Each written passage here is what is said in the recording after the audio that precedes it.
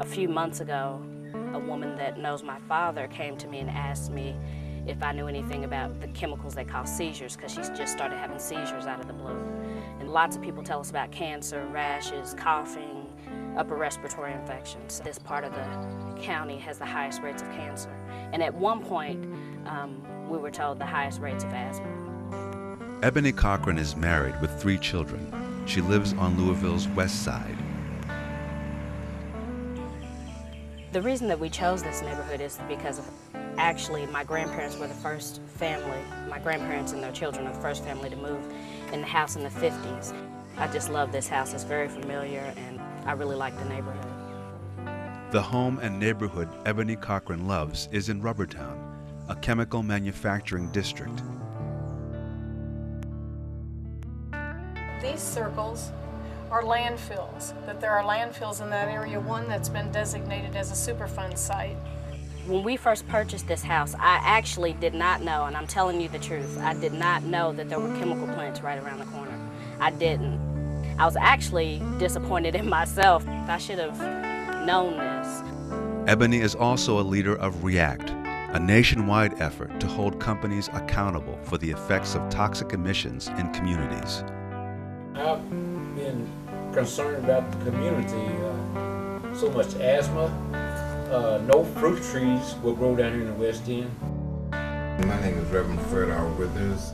I live in the Rubbertown community. It has affected my health, my neighbors' health, friends and other family members.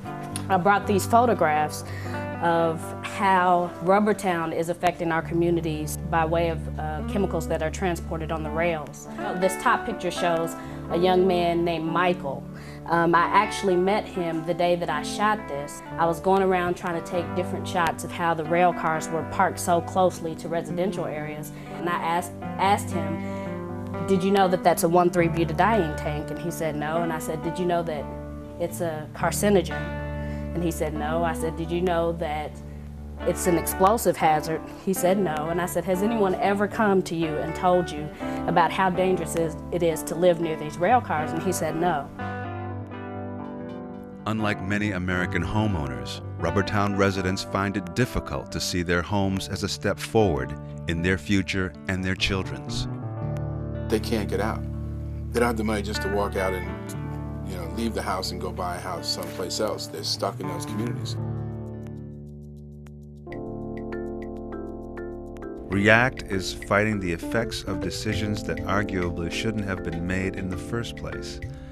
Decisions that not only harm health, but disempower residents. Fighting the chemical companies is good for health on many levels. Fundamentally, we're talking largely about making democracy work so that communities that have been disenfranchised, that have essentially been marginalized, whose voice doesn't count as much, are heard and have control over their own destiny. And in fact, if you had to boil this down to one thing, it's a sense of control over one's destiny. For the last several years, we've been asking the Air Pollution Control District to come up with standard operating procedures for these odor investigations, which they've not done.